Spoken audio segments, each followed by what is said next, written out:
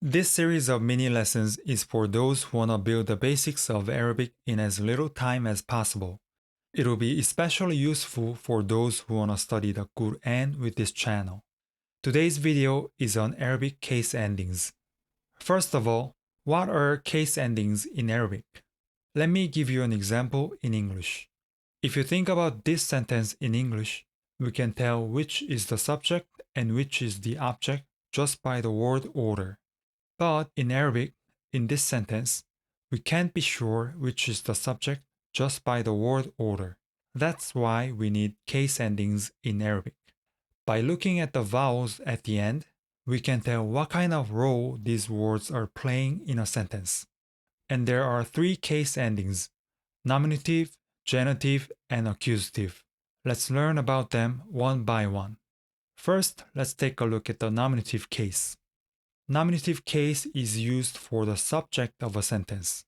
For example, in the sentence El-Baytu Kebirun, meaning the house is big, the word El-Baytu is in nominative case as the subject. And in the next sentence, Al-Mu'allimuna Huna, meaning the teachers are here, Al-Mu'allimuna is in nominative case as the subject. Another case where nominative case is used is for the predicate of a nominal sentence. For example, in the previous example, El-Baytu Kebirun, Kebirun is in the nominative case as the predicate. In the same way, in the next sentence, Hiya Jamilatun, meaning she is beautiful, the word Jamilatun is in nominative case as the predicate. Now let's learn the case markings for the nominative case. A definite noun takes one dhamma at the end, like in the example El-Baytu, which has the definite article alif lam. If the word is indefinite, it will become Baytun with double dhamma, like in these examples. In the case of sound masculine plurals, it ends with una, like mu'allimuna. For sound feminine plurals, it takes one dhamma if it's definite, like mu'allimatu, and double dhamma if it's indefinite, like mu'allimatun. Moving on, let's take a look at the accusative case. First, we use the accusative case to indicate direct objects. For example, in the sentence Ra'aytul Bayta, meaning I saw the house, El Bayta is in the accusative case as the direct object of the verb. In the same way, in the next sentence, the word mu'allimina is in the accusative as the object. Next, in the case of kana and its sisters, the predicate takes accusative case. For example, in the sentence kana al-waladu muta'ban, meaning the boy was tired, the word muta'ban is in the accusative as the predicate of kana. The same goes to laysa, which is one of the sisters of kana.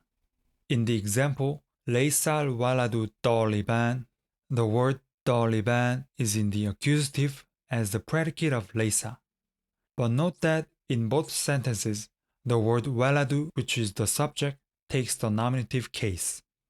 Moving on, let's look at the adverbial use of the accusative case. For example, in this sentence, the word sabahan is a noun meaning morning, but when it's in the accusative case, it can function like an adverb meaning in the morning. Next, the subject of inna also takes the accusative case. Earlier, I explained that the subject of a sentence takes the nominative case, but if it's the subject of inna, it will take the accusative. For example, in the sentence Innal Bayta Kebirun, El Bayta takes the accusative case even though it is the subject. And Kebirun, which is the predicate, is in the nominative case. The same goes for Anna, which is one of the sisters of Inna. In the sentence Alamu Annal Bayta Kebirun, the word El Bayta is in the accusative as the subject of Anna, and Kebirun takes the nominative case as the predicate. Now let's look at the case markings for the accusative case. Definite nouns take one fatha, and indefinite nouns take double fatha. Please note that indefinite nouns get an extra alif that is not pronounced. But if the word ends with ta marbuta, it does not get the extra alif, like the word qittotan. The sound masculine plurals will have ina ending instead of una, and sound feminine plurals take kasra instead of fatha. One kasra if it's definite, double kasra if it's indefinite. Alright, let's move on to the last section, which is the genitive case. First, the noun following a preposition is in the genitive case. For example, in the phrase fil beiti, el beiti is in the genitive because of the preposition fi. The second case where genitive is used is in idafa. In English, in order to indicate possession, we say the boy's dog or the dog of the boy. But in Arabic, we put the two nouns together like this. This structure is called idafa. Idafas can have more than two words in a row, and all the terms except the first take the genitive case. For example, in this idafa meaning the boy's dog, the second word waladi, which is the possessor, has to be in the genitive.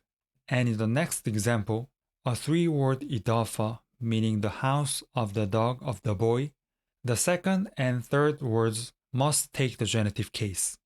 Now let's look at the case markings. It takes one kasra if the noun is definite, and double kasra if the noun is indefinite. And sound masculine plurals will have ina ending, just like in the accusative case. So sound masculine plurals will look the same in both accusative and genitive cases, so you'll have to rely on the context. Sound feminine plurals are also the same as accusative case. One kasra if it's definite, double kasra if it's indefinite. And that'll do it for today's lesson. Here's a quick summary of what we learned today. Thank you for watching.